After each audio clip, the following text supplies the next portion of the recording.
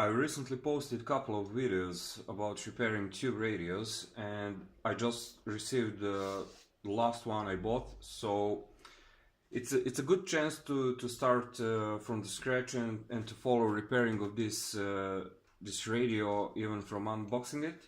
In this case, this is Blaupunkt Super 4W76. It's a German radio, and Super of course stands for super heterodyne, which is a very important thing to notify back then. This one is produced in 1936, so it's quite old, and it's actually quite heavy. It weighs about 19 kilos, maybe around 20 kilos, like a small child. So I hope it's in good condition. I just received this package, so I will unbox it, and we will see what's going on with this radio. Of course, it probably is not functional, it's not operational. The guy who sold me this radio never plugged it in. That is actually a good thing, because it could end up in flames, and the last thing you want to do with such old radio before even testing it is to plug it in and turn it on to see if it works. You can easily get it damaged, and you're not sure if everything inside is working correctly.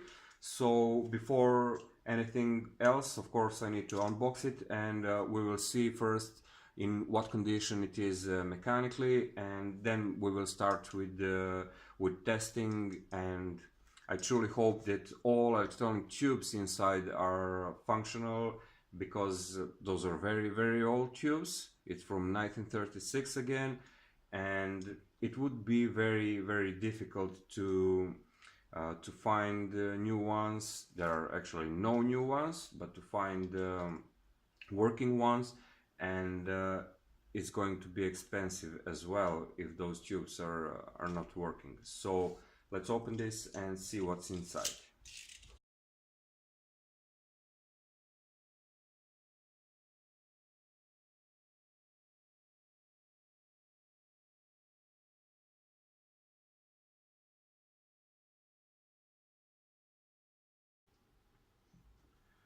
Okay, so back cover is already taken off,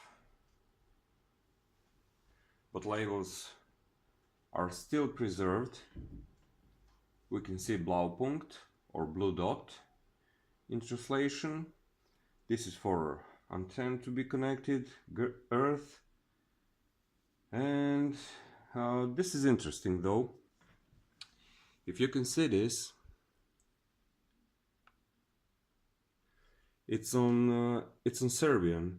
It says telefunken permit for listening.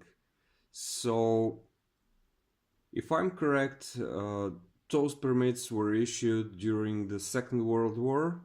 So basically you can be sure that this radio was used in Yugoslavia back then, and that someone was listening radio during the Second World War, and they were in obligation to report that they have this radio. And it says that this device can be used only to receive a concert radio station and gramophone records, and you cannot use it for other purposes in general. So at least we know that it was functional during the Second World War, maybe a bit later. A bit of damage here, but nothing that important. Inside it looks okay. There's a dial inside. Yeah, this is dial. It's moving very slowly, so I think this is not working correctly. It should be moving faster, that's for sure. Okay, this is something to be tested as well. Cabinet is a bit ruined, but not too bad. It's something that can be fixed. There is damage on the side.